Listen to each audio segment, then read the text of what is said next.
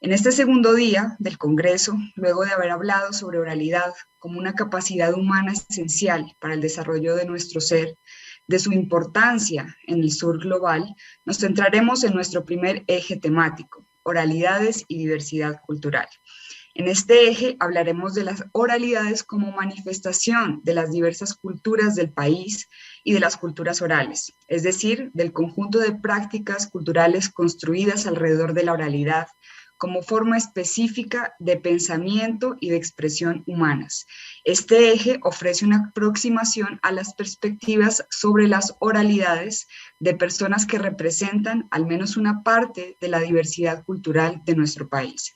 Cada eje contará con algunas preguntas orientadoras que les pedimos tener muy en cuenta y presentes durante nuestros diferentes espacios. Las preguntas del eje del día de hoy son: ¿por qué las oralidades pueden ser entendidas como expresión de la diversidad cultural? Segundo, ¿qué tipo de expresiones y prácticas de la oralidad están presentes en nuestro país? Para dar inicio a nuestra reflexión en torno a este eje, los invito a participar en la conferencia magistral titulada Las oralidades como expresión de la diversidad cultural, a cargo del profesor Adrián Farid Freja de la Hoz. El profesor Adrián es doctor en literatura de la Universidad de los Andes, profesional y magíster en estudios literarios de la Universidad Nacional de Colombia, investigador de la oralidad y la literatura en Colombia. Ha publicado, entre otras investigaciones, La décima Espinela del Pacífico colombiano, Literatura oral y popular en Colombia, publicado en el año 2010, y Literatura oral en Colombia, Romances, Coplas y Décimas en el Pacífico y el Caribe colombianos, publicado en el año 2015. Antes de iniciar la conferencia, queremos recordarles a todos los participantes que durante su realización podrán escribir sus comentarios, preguntas o reflexiones en el chat. Al finalizar la intervención del profesor Adrián, les compartiré algunas de sus preguntas, así que los invitamos a participar activamente en esta sesión. Profesor Adrián, nos alegra mucho contar con su experiencia y trayectoria en este congreso. Bienvenido y tiene la palabra. Bueno, muchas gracias Valeria por la presentación y por supuesto muchas gracias a la organización del Congreso por la invitación. Es un gusto para mí estar hoy desde Tunja hablando de un tema tan importante y apasionante y muy pertinente sin duda en estos momentos.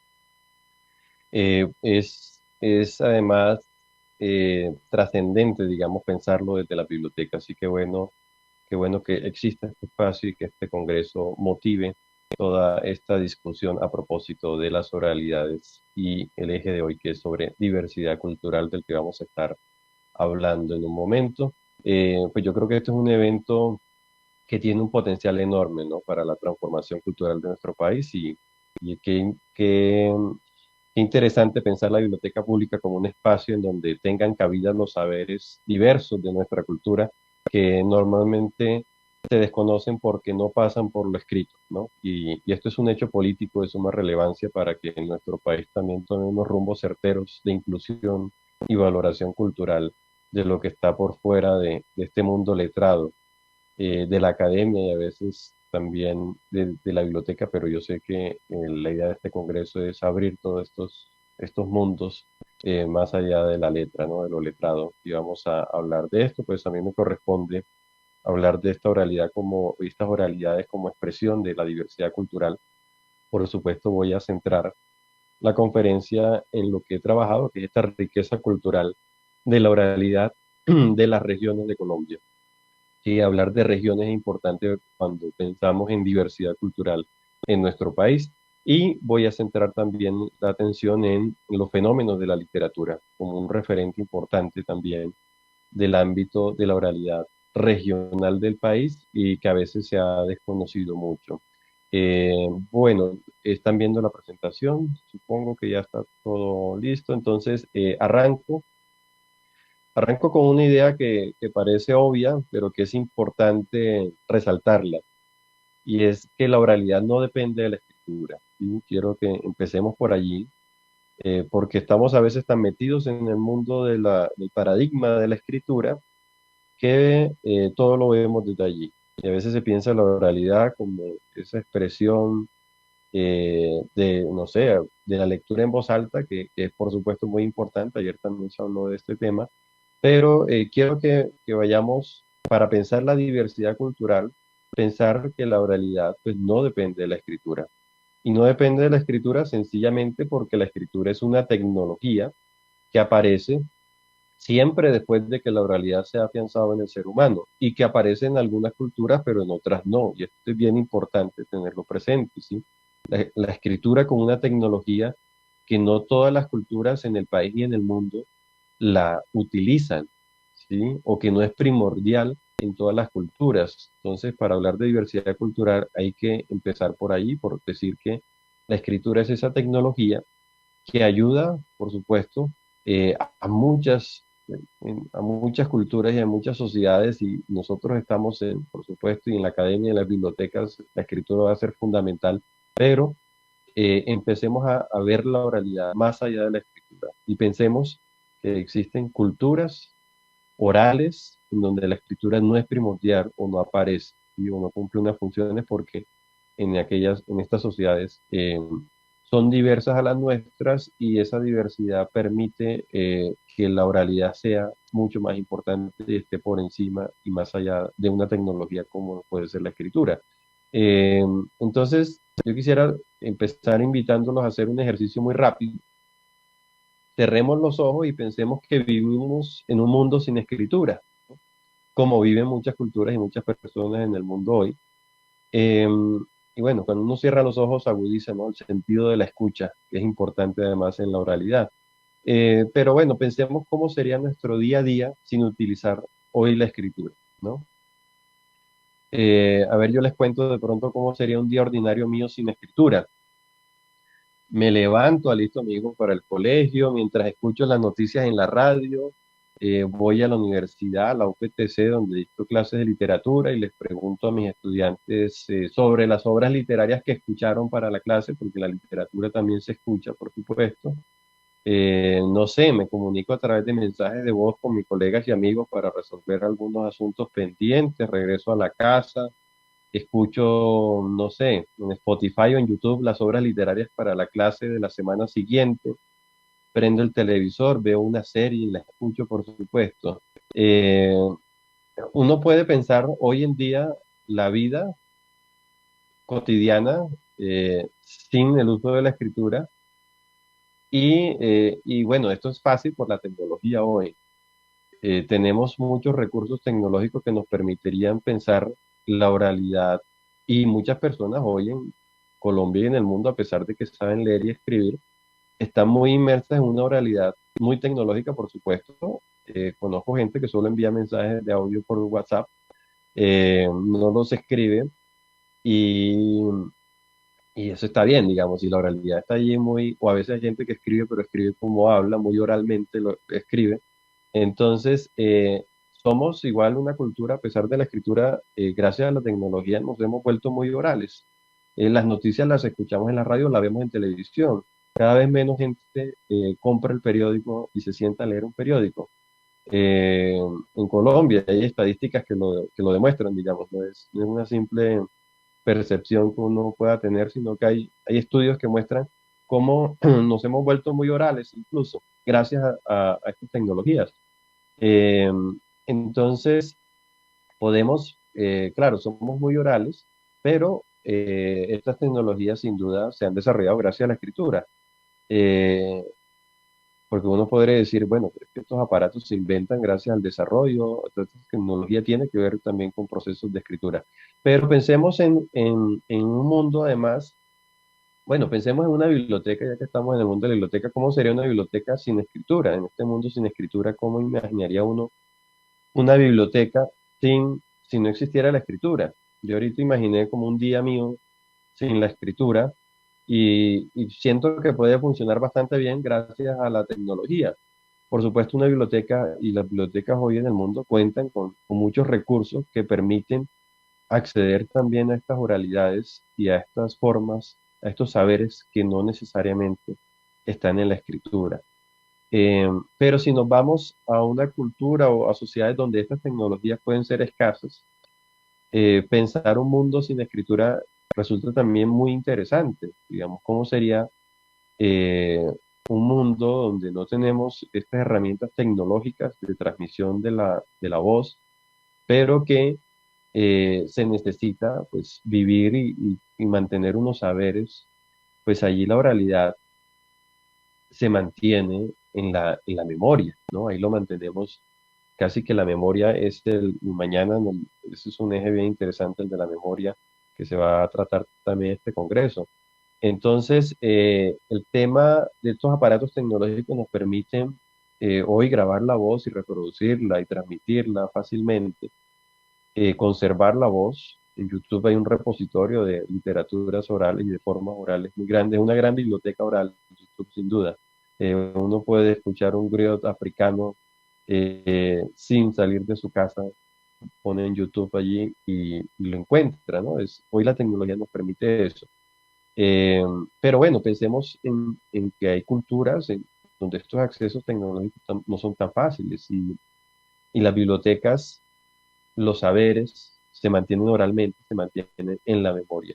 Y por eso cuando el proverbio africano, cuando muere un sabio, cuando muere un anciano de la comunidad, muere, es como si ardiera una biblioteca, ¿no? Porque muchos saberes, muchos conocimientos están en su memoria. Pero normalmente estos saberes se transmiten de los mayores a las nuevas generaciones a través de formas orales que ya vamos a mirar, y allí la literatura sin duda alguna tiene un papel fundamental para la conservación de estos saberes, ¿no? Entonces, el asunto aquí que yo quiero resaltar a propósito de esta diversidad cultural en Colombia es que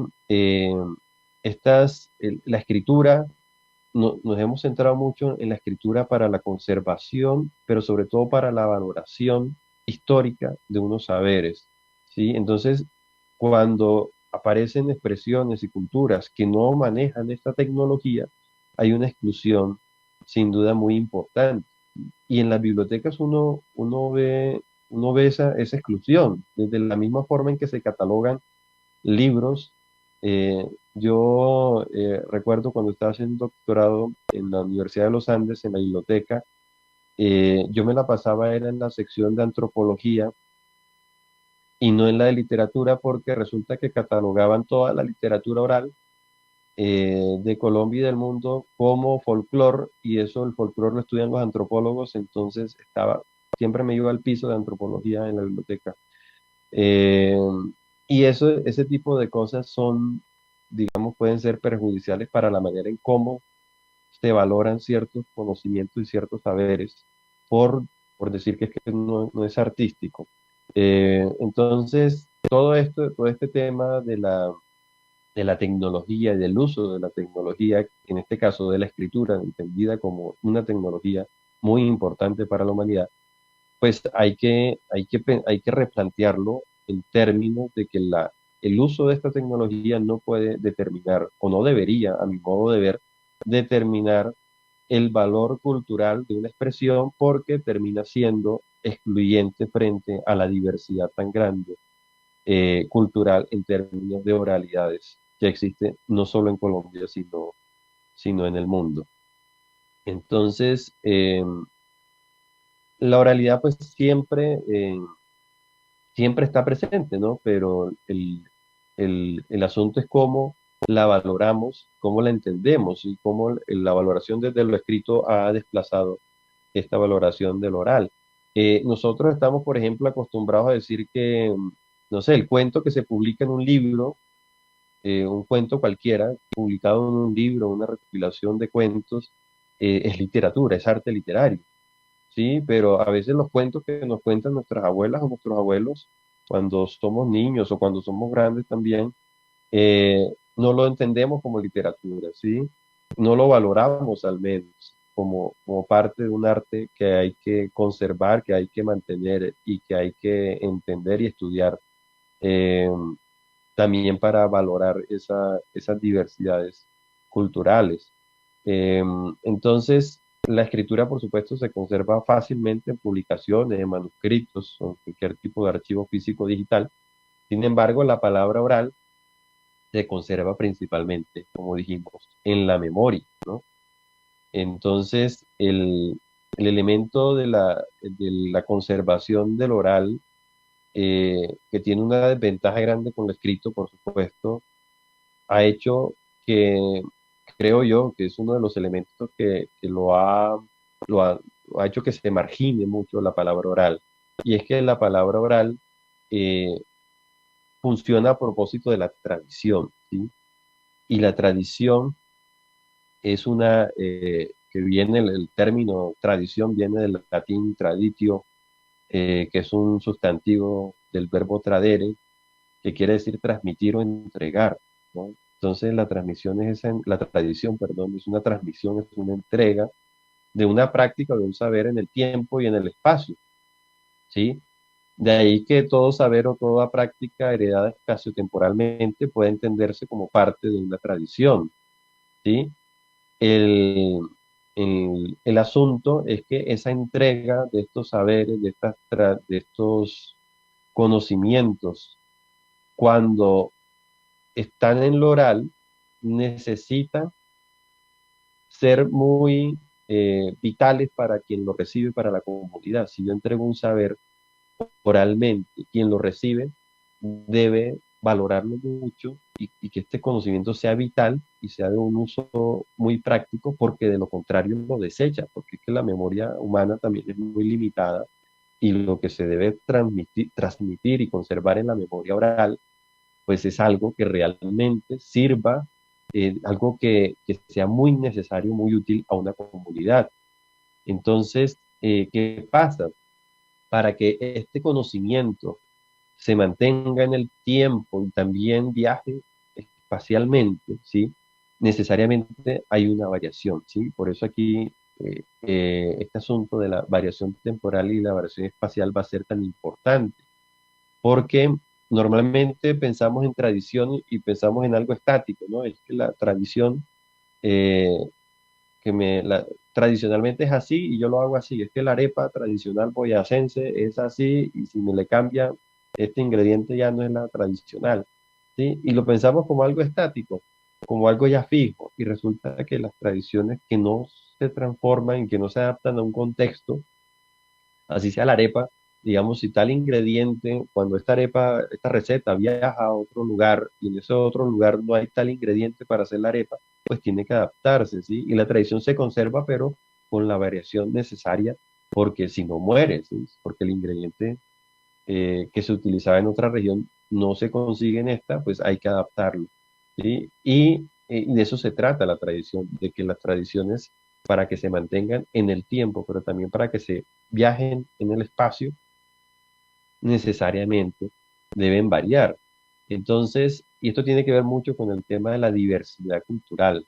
Eh, entonces, la tradición implica un saber colectivo que está sujeto al cambio, ¿sí? Que está sujeto a una adaptabilidad según el contexto, ¿sí? Y esto hay que diferenciarlo de pronto del tradicionalismo, que es una postura ya dogmática del saber, en donde ahí sí hay una oposición al cambio, ¿sí? Entonces, cuando dicen, no, es que por tradición esto se mantiene, hay que hacerlo así igual siempre, yo digo, no, eso no es tradición, eso es tradicionalismo, ¿sí? Que son dos cosas distintas. Y el tradicionalismo es dogmático y se opone a un tema de diversidad y de identidad del cual ya vamos a hablar enseguida. Entonces, es importante pensar la tradición desde el cambio, ¿sí? Por eso aquí que lo igualo, ¿no? Tradición necesariamente se relaciona directamente con el cambio y a los saberes y los conocimientos y las expresiones orales en Colombia y en el mundo viven en constante cambio y se van adaptando de acuerdo a esa diversidad y esas particularidades de las regiones a las que llega, de las regiones culturales que ahorita vamos a poner ya ejemplos en Colombia. Entonces, esto es bien importante tenerlo presente para pensarnos como, eh, como seres diversos y para construir, digamos, la tradición también como un importante generador de identidad, ¿no? Eh, que a pesar de que los saberes, las prácticas vengan de otro tiempo, de otra latitud, la comunidad que adopta esas tradiciones, pues le va agregando, implementando o transformando según los elementos territoriales, culturales, elementos culturales pues del territorio, ¿no? Entonces, esta variación genera identidad, ¿sí? Y, y esa identidad es diversa de acuerdo a los territorios. Entonces hay un asunto de territorialidad muy importante en las oralidades. La literatura oral, ya vamos a hablar de literatura oral y ya les voy a poner unos ejemplos bastante dicientes, creo yo, sobre cómo una misma tradición, digamos, unos conocimientos, unos saberes, se van transformándose de acuerdo a la región, de acuerdo a la diversidad cultural regional. En este caso, pues vamos a hablar de ejemplos colombianos, por supuesto, y eso genera identidad, ¿sí? Entonces yo me identifico con algo que puede tener mucho tiempo, un saber o una historia. Ahorita vamos a hablar de unos cuentos, un saber, unas historias que tienen mucho tiempo de antigüedad y pueden venir del África, de Europa, de Asia, de donde sea, pero al momento de llegar a oralmente, ¿no? Y recuerden que la escritura es estática, ¿no? Tal vez allí en la diapositiva, una diapositiva anterior, colocaba lo de la oralidad como palabra viva, ¿sí? La escritura, dicen, dicen los estudiosos de esto, muere, ¿no? Y dicen los sabedores orales, la escritura mata la palabra muere porque no se transforma en la escritura, ahí queda fija, ¿no? Entonces es una palabra muerta, mientras que en la oralidad la palabra vive, ¿sí? Y vive porque se está transformando cada vez que viaja de una generación a otra, ¿sí? Porque de una generación a otra hay cambios en el lenguaje, en el comportamiento, en la cultura, pero también cuando viaja espacialmente, porque pasa lo mismo. Hay cambios y necesita adaptarse a un nuevo contexto. Entonces los cambios que uno puede ver en el caso de la literatura es bien diciente frente a cómo se generan identidades a propósito de historias comunes eh, que vienen de siglos atrás, de otras culturas, pero cuando se da esa adaptación, ahí uno encuentra la riqueza de la diversidad cultural, ¿sí?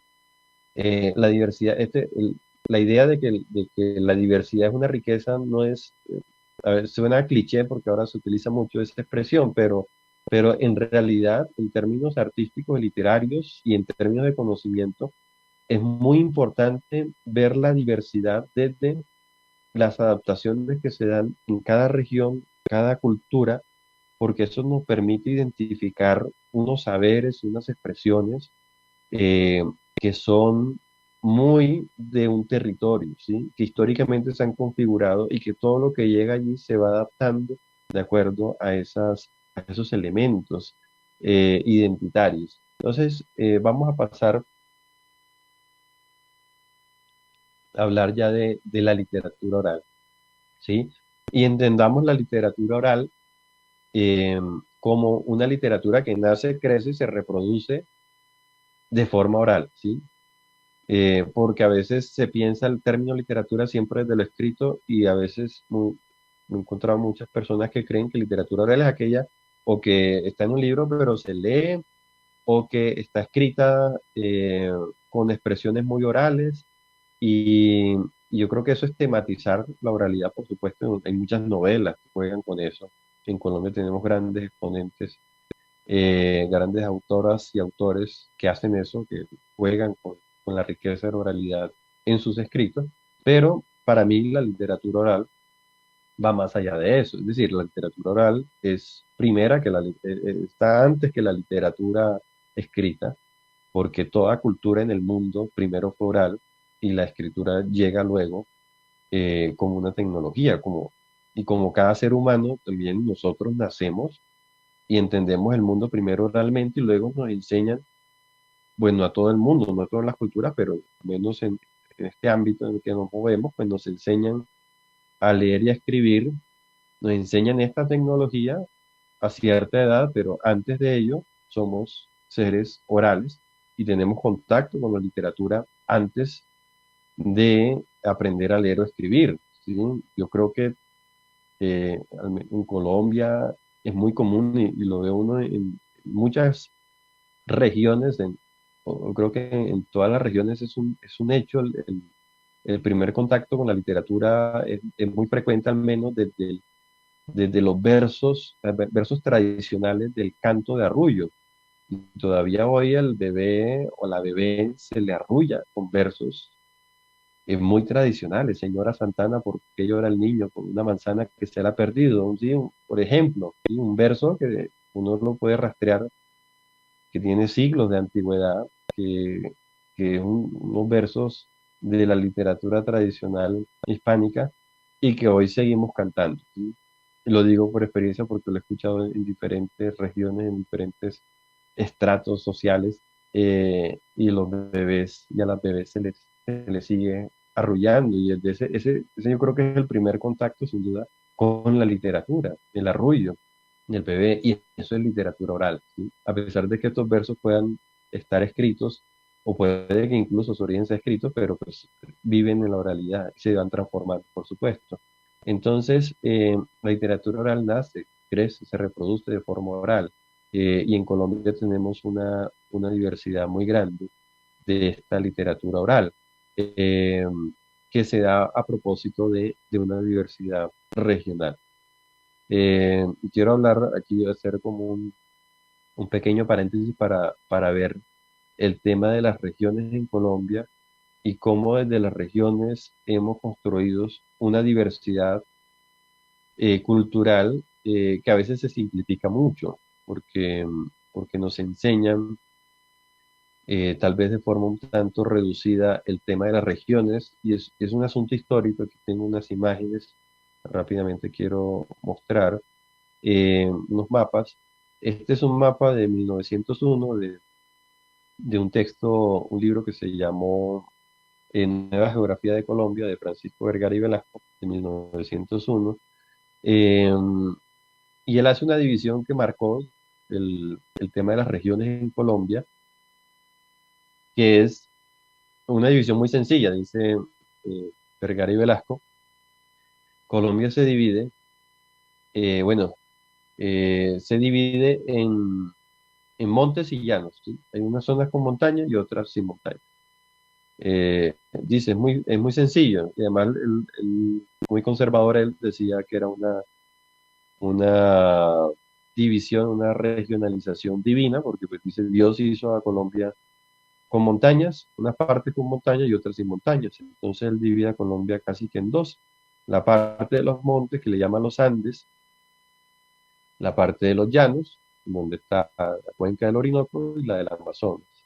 Y en la parte costera, pues tampoco hay montañas, entonces ahí está esta parte Caribe y la parte, bueno, el sistema Caribe, él habla todo del sistema Caribe acá, y esta parte de lo que llamamos el Pacífico.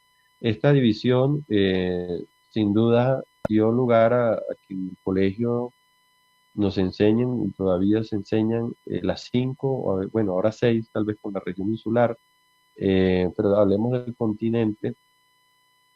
Las regiones, esta tradicional división regional de Colombia, ¿no? Entonces el Caribe, el Pacífico, Orinoquía, Amazonía y los Andes. Nuevamente la idea de Vergara y Velasco, de que hay una zona con montañas, otra sin montaña, está el río Orinoco, el río Amazonas, y la parte del Caribe y del Pacífico. Tampoco tiene montañas, aunque pues sí, por supuesto, el Caribe tiene la Gran Sierra Nevada de Santa Marta, y otras zonas montañosas menores, por supuesto. Entonces, casi que se enseña que culturalmente Colombia se divide en cinco, ¿sí? Y esto yo creo que hay que replantearlo mucho, porque, porque simplifica toda esta diversidad cultural colombiana. Cuando uno va a estudiar, cuando yo empecé a estudiar la oralidad, la literatura oral en Colombia, pues me replanteé esto y encontré mapas como este del Agustín Codazzi, que habla de las regiones naturales, digamos, de los accidentes geográficos, y resulta que aquí hay 52 regiones naturales, muchas más de las que nos enseñan en el colegio como regiones naturales. Por supuesto, lo natural y lo geográfico determina en buena parte lo cultural. Pero si uno es sincero con el tema de nuestra geografía es muy diversa, los accidentes geográficos son muy diversos, pues aquí hay más de 50 regiones y no podemos simplificarla en 5, en el caso continental. Eh, entonces, este mapa de muchos colores más 50 muestra que no es tan fácil determinar, y menos culturalmente, el tema de las regiones en 5. Este mapa me gusta mucho, este es un mapa que se toma también de un estudio de Agustín Codazzi con el Instituto Caricuervo, que es un mapa dialectal de Colombia. Entonces aquí tenemos los diferentes colores, son diferentes formas dialectales del español en Colombia. Y esto es bien importante porque la manera en que hablamos tiene que ver mucho, por supuesto, con nuestras culturas, ¿sí? Eh, entonces este mapa ya muestra que, por ejemplo, en esta región andina, culturalmente, pensándolo desde lo dialectal como un elemento fundamental para la cultura, porque es un elemento además que tiene que ver con un desarrollo histórico, económico, político, pero sobre todo con unos hechos culturales del habla. En la región andina, aquí hay una diversidad, hay mucho más colores que aquí no hay un solo color, una zona montañosa, así donde están las tres cordilleras.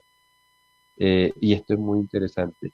Y si pensamos la parte de punticos, no sé si alcanza a ver como gris, estos punticos que son las partes donde hay predominio indígena, de habla indígena, de lenguas indígenas, perdón, eh, pues dentro de las lenguas indígenas hay una variedad también pues, de lenguas, más de 60 idiomas indígenas nativos tenemos en Colombia hoy, vivos, sin contar todos los que ya están desapareciendo o han desaparecido. Entonces, esta diversidad cultural colombiana es mucho más grande y las regiones culturales en Colombia no pueden ser 5 a mi modo de ver, ¿sí? Son muchas más, ¿sí? Si lo pensamos al menos desde estos mapas que nos dan una visión de expresiones culturales como el tema dialectal, que va a ser bien importante. Entonces, bueno, cierro este paréntesis de los mapas un poquito para hablar ya de la literatura oral y esta diversidad que yo he venido investigando desde hace algunos años. Entonces, cuando yo empecé a estudiarlo, yo decía, bueno, ¿cómo divido el país para hacer estos estudios? Lo dividí en 9, pensando también en este mapa que mostraba ahorita de lo dialectal. Sin embargo, dividido en 9, pero con asterisco, ¿no? Porque dentro de estas regiones hay otras subregiones muy importantes para el estudio de las literaturas orales. Entonces, bueno, quiero tal vez mostrar rápidamente, por ejemplo, en el caso de las décimas que venía estudiando inicié estudiando décimas en Colombia, que son expresiones del, muy españolas, digamos, una estrofa, la décima es una estrofa fija, poética, del siglo de oro, que en el mundo hispánico pues se adaptó a lo campesino, al oral, y que vive hoy en Colombia, sobre todo en ciertas regiones, pero también hay subregiones de la décima. No me voy a detener en esto porque es simplemente ilustrativo como para mirar esa diversidad, como incluso dentro de estas regiones que pueden ser compartir dialectos y formas culturales, por ejemplo en el Caribe, hay expresiones literarias orales que tienen sus variaciones dentro de una misma gran región. Y esto es muy interesante porque también dice mucho de estos territorios, lo que decía ahorita, las variaciones de la oralidad y de la literatura oral permite entender la identidad territorial, la diversidad cultural que tiene que ver con la identidad territorial. Entonces, bueno, sigo, puedo mostrar muchos mapas, pero no, el tiempo es corto. Yo sé que ya ahorita el tiempo es limitado y bueno, ya corto, porque ya se me está acabando el tiempo de intervención. Bueno, esto, digamos, de leyendas y cuentos, yo lo que hice en esta investigación, que fue la investigación doctoral, recopilé unos 3.000 registros de literaturas orales campesinas tradicionales en Colombia, y empecé a mirar en las regiones cómo variaba por género, digamos, dentro de esas corpus que tenía, donde había más leyendas y cuentos, etcétera.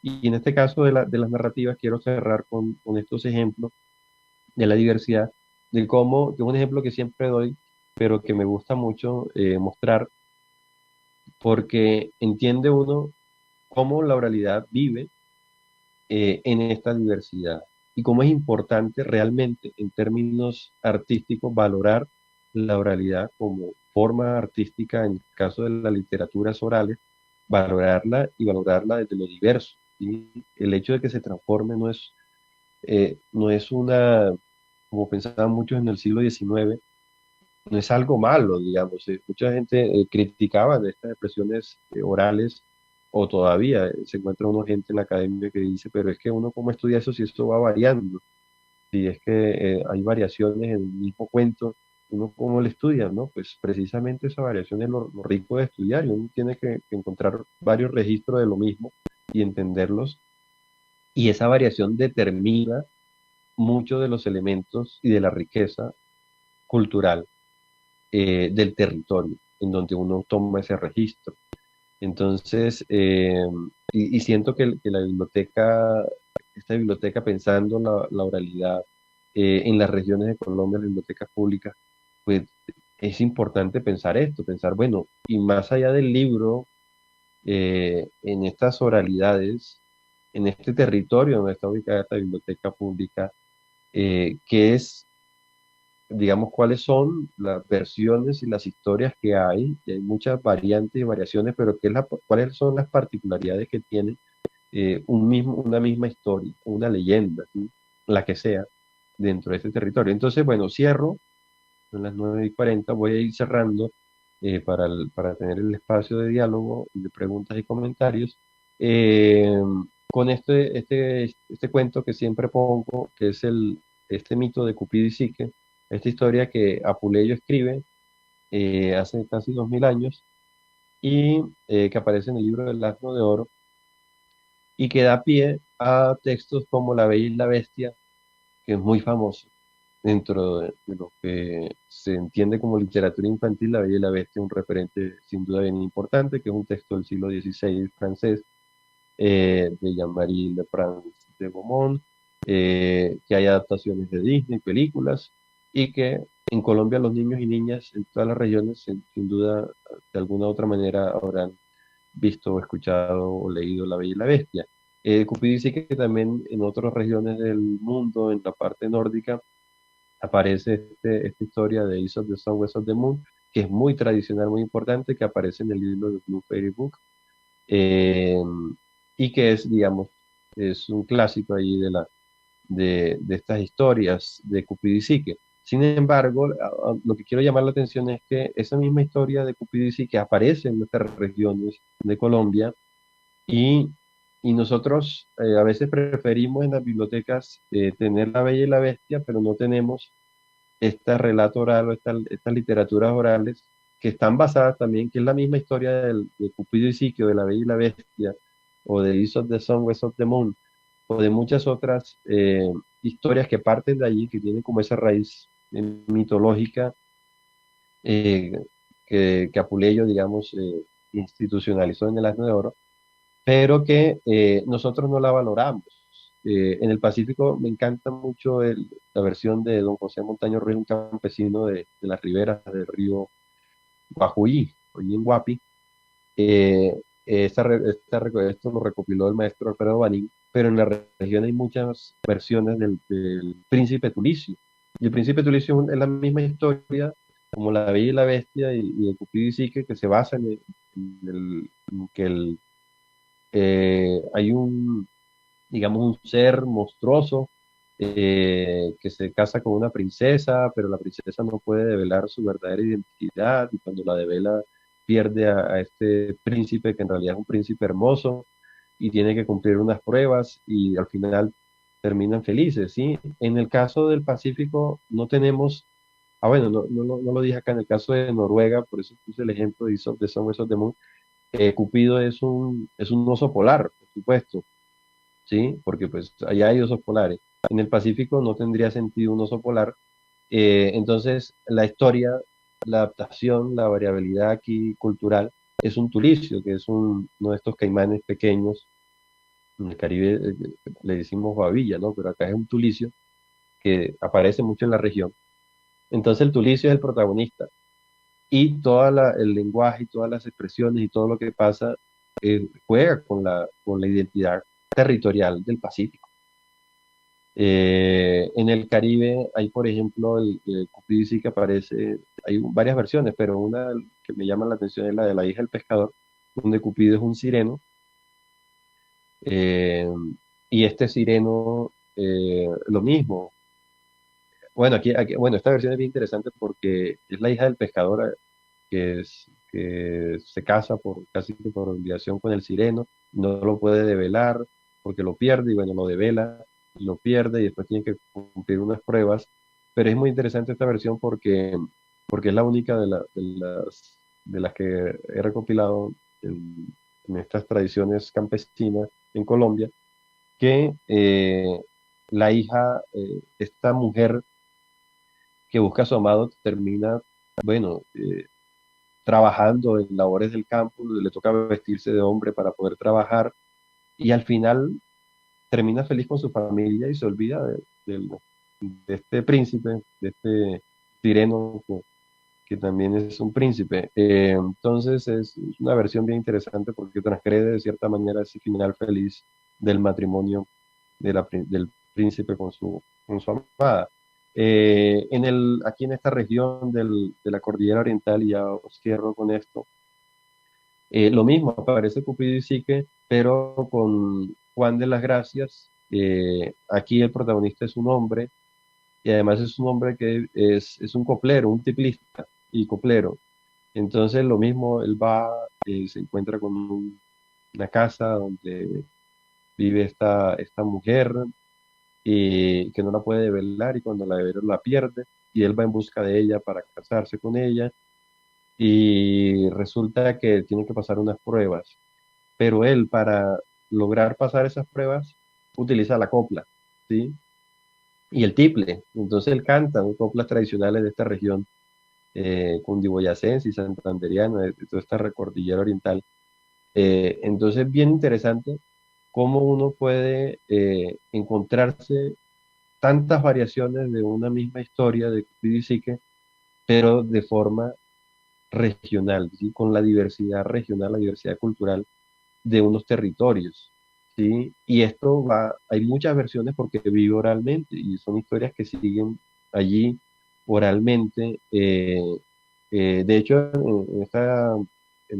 una anécdota, eh, en esta región, una de estas historias de Cupido y Psique en Boyacá dio origen a la cucharita, ¿no? Y la cucharita, y con la cucharita fue el primer éxito de la carranga del maestro Velosa, de los carrangueros de Ráquira, porque en el programa que tenía el maestro Velosa en Radio Puratena, Canta el Pueblo, llegó una carta con esa historia y él la leyó, pero estaba incompleta porque a don Gregorio se le había acabado el lápiz o el papel y entonces Velosa va a la casa de don Gregorio y ahí le ofrecen el huevo tibio con la cucharita que luego se le pierde, pero Velosa va a buscar esta historia de que que termina, y es otra versión que es la de Sebastián, don Gregorio la llama, si mal no estoy, Sebastián y las princesas.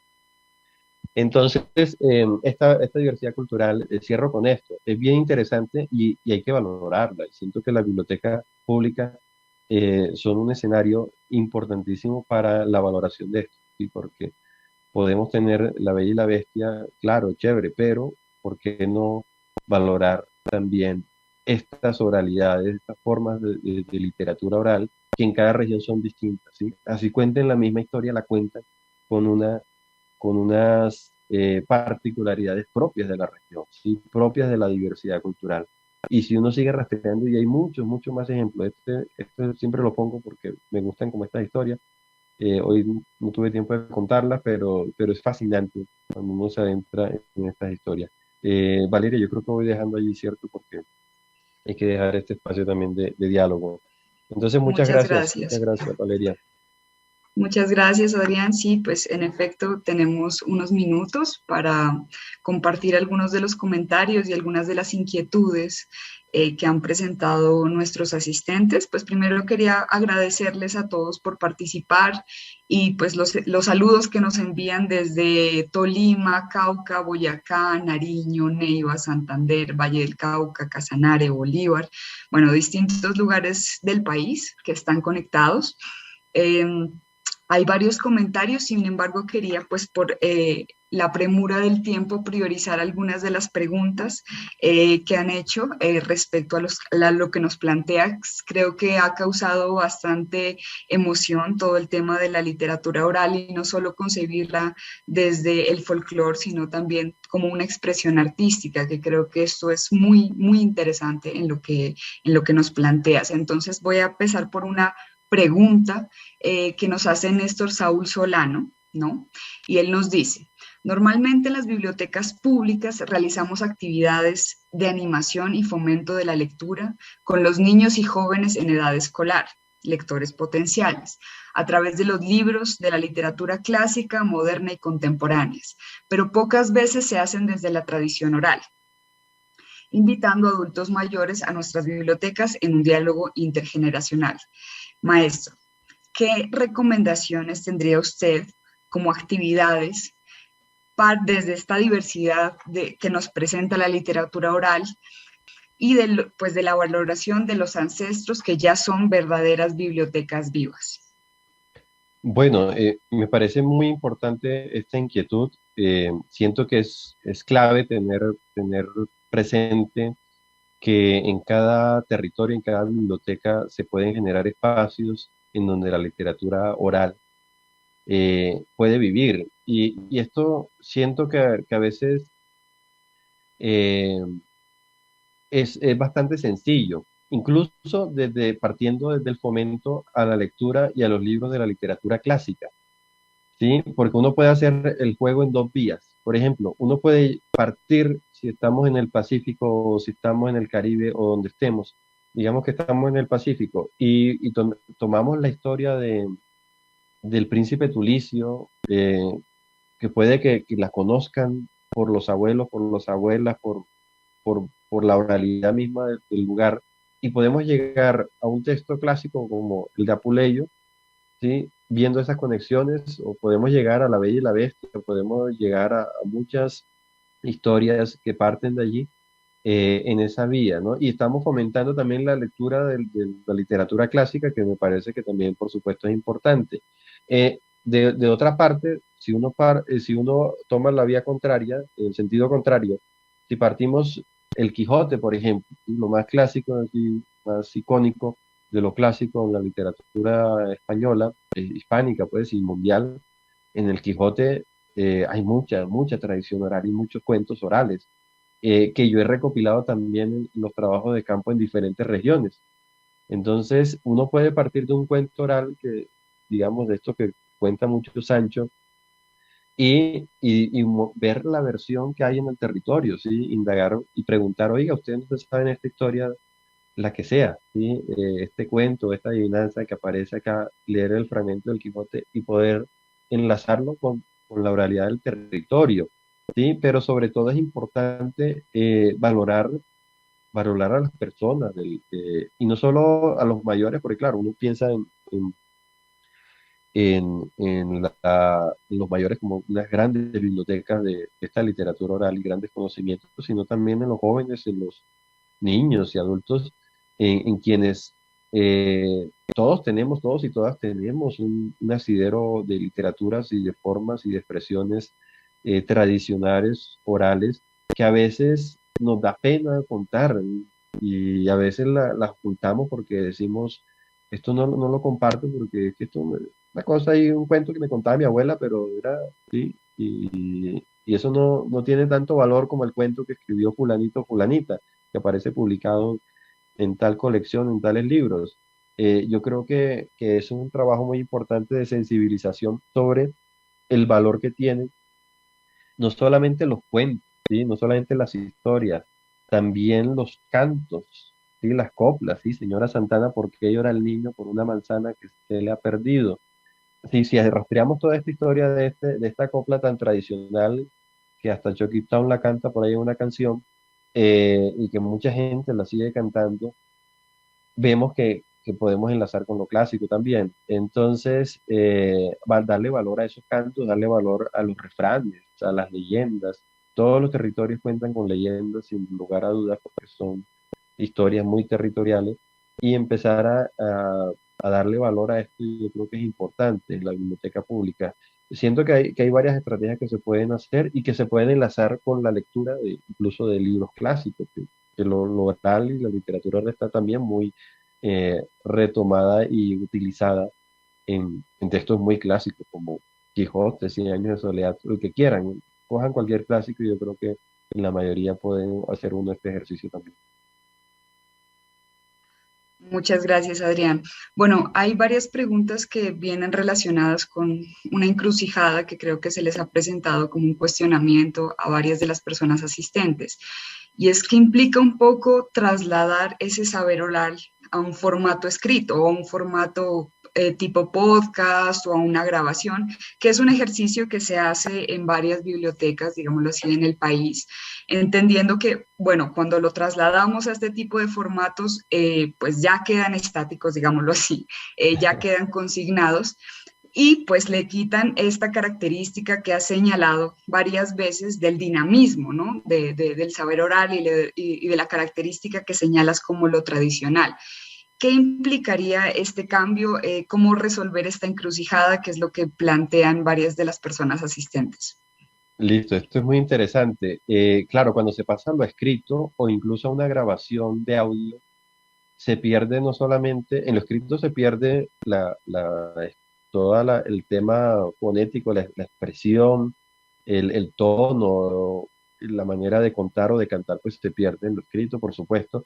En un audio se pierde también la parte corporal, porque en la literatura oral y en toda la oralidad, lo corporal es muy importante, ¿no? El movimiento, la expresión de los ojos, de las manos, de la boca, de la cabeza, todo eso en una grabación de audio, por supuesto, se pierde en el podcast, pero bueno, se pierde menos que en lo escrito. En lo escrito se pierde no solamente lo gestual, lo corporal, sino también se pierde el audio, ¿no? Lo auditivo.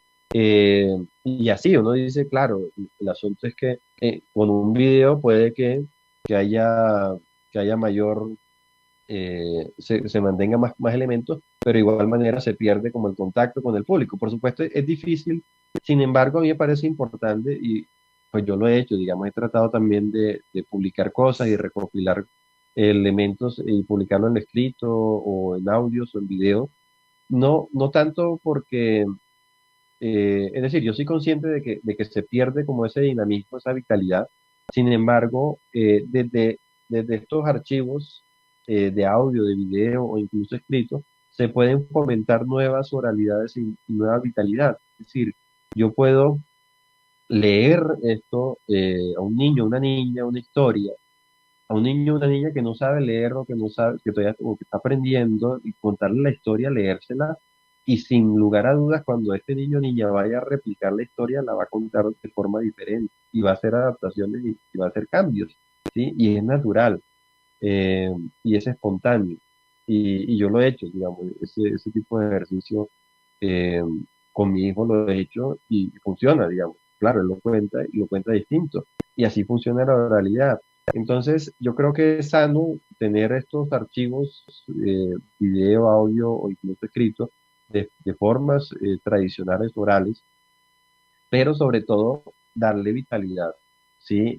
Tener ese contacto con público y decir, y contarlo, cantarlo y transmitirlo oralmente para que esto siga ese movimiento, ¿sí? Entonces, los espacios no solo de lectura en voz alta, sino de escucha, de las bibliotecas, no solo de leer, sino bueno, escuchemos este audio, escuchemos este video, o los podcasts y esto, van generando sin lugar a dudas en las comunidades unas historias, unos versos, lo que sea, la expresión que sea, que va quedando y que se puede ir replicando, ¿sí?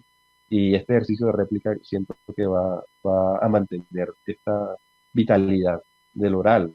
Lo oral yo siento que tampoco está en peligro, porque también hay un miedo diciendo es que hay que escribirlo porque eso se va a morir. Yo creo que no. Yo creo que vivimos hoy en una sociedad todavía muy oral y con la tecnología, el ejemplo que ponía al principio, tenemos herramientas para la oralidad y uno ve las cadenas de WhatsApp a veces son orales o escriben como hablan y se mantienen ciertas historias tradicionales oralmente con variaciones dependiendo del medio en que se transmitan. Entonces, yo siento que tampoco es que esté en peligro, sino que el problema es que no se valora y no se le da como eh, esa importancia. Creo que la biblioteca es un espacio vital para darle importancia a estas expresiones. Muchas gracias, Adrián. Bueno, por acá también me preguntan dónde pueden consultar esta plataforma, el resultado de tu estudio de tesis doctoral que nos has comentado y pues cómo podrían de alguna forma usarla, por ejemplo, en el espacio de la biblioteca.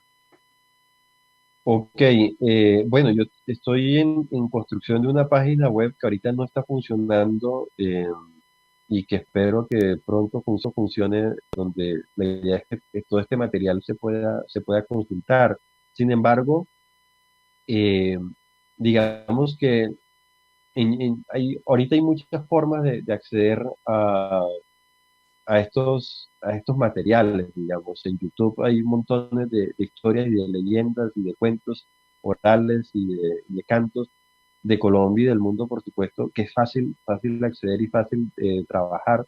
Eh, de todas maneras, si alguien necesita como material específico, no sé si en el Congreso pueden dar mi correo y seguimos en contacto allí para ya materiales específicos que quieran trabajar. Pero la invitación es claro, en Internet hay un montón de materiales, pero en nuestras comunidades hay mucho más, ¿sí? Hay mucho más material vivo que a veces desconocemos. Puede ser la persona que siempre ha, no sé, atendido en la tienda de la esquina y que uno nunca le ha preguntado, y es un señor de 80 años que tiene su tienda y que sabe muchas historias, muchos cuentos, pero nunca nos hemos detenido a escucharle, oiga, esa leyenda o esta historia, usted que sabe de aquí, de este territorio, y hay un montón de historias. Cada ser humano es una biblioteca oral andante y todos y todas tenemos un montón, un acervo muy grande de historias.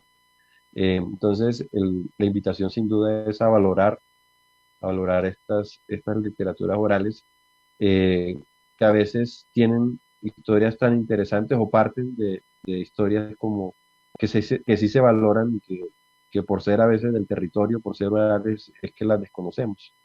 Muchas gracias, Adrián. Bueno, creo que has planteado algo muy interesante. Bueno, María Graciela Bautista, por ejemplo, nos dice, sin excluir el valor significativo de la oralidad, si no existiera la escritura, ¿cómo podríamos conocer el patrimonio universal literario de las grandes obras, por ejemplo, ¿no? Entonces, creo que esta pregunta es interesante porque pues plantea un poco la idea de marcar una dicotomía entre lo oral y lo escrito, sino más bien Ujú. ver cómo dialogan, ¿cierto? Claro, hay un diálogo importante. Digamos, el llamado es como a valorar en cada uno en su contexto y a tener presente que lo escrito todo el tiempo bebe del oral y que el oral también bebe de lo escrito, ¿sí? Pero también hay que, en este punto de diversidad cultural en Colombia, hay que tener presente que muchas culturas no tienen la tecnología o no la necesitan, ¿sí? Porque también se nos ha vendido la idea del analfabetismo como casi como una enfermedad que hay que erradicar. Y no, es decir, el agrafismo, que prefiero utilizar el término agrafismo, el agrafismo, sí, si una persona no lo necesita, no necesita la escritura, como alguien puede hoy no necesitar del celular, ¿sí? Y no tiene celular y punto, ¿sí? Y alguien puede en una comunidad, la que sea, en el lugar del mundo que sea, y los hay, por supuesto, hay comunidades que muy poco escritura eh, porque no la necesitan, ¿sí? Porque la palabra y los saberes y su literatura se conserva oralmente. Entonces, claro, En nuestra cultura y en la biblioteca es muy importante la escritura y diálogo, y hay que valorarla en ese diálogo, en esas relaciones con lo oral, pero no hay que desconocer tampoco y no hay que estigmatizar también la oralidad, porque eso ha hecho mucho daño y creo que históricamente nos hemos centrado tanto en la escritura que hemos desconocido y hemos marginado y no le hemos dado el valor suficiente a esta diversidad cultural, a estas expresiones de literatura oral, que como decía, cuando se publican libros de literatura oral, paradójicamente que se escriban, pero en las bibliotecas llega es a antropología, folclore y no al arte literario. ¿Sí? Un ejemplo sencillo de catalogación que tiene que ver con eso, cómo lo valoramos en unos espacios como la biblioteca. Muchas gracias, Adrián. Pues yo creo que has señalado algo muy importante y es precisamente entender las bibliotecas como un espacio de encuentro de esta diversidad Ujú, cultural sin necesariamente tener que establecer una jerarquía, por ejemplo, ¿no? de Entre lo acuerdo. escrito y lo oral. Entonces, pues te agradecemos una vez más por estas interesantes reflexiones y a todas las personas que comentaron y que preguntaron y que hicieron pues de esto una charla muy dinámica y muy agradable. Muchas gracias, Adrián. Y bueno, pues Bueno, a continuación los invitamos a tomar un pequeño receso para vernos otra vez nuevamente a las 10:30 en punto para contar con nuestro primer panel de experiencias denominado Prácticas de la Oralidad en Colombia, Diversidad Lingüística y Cultural. Muchas gracias. bueno, gracias, Valeria.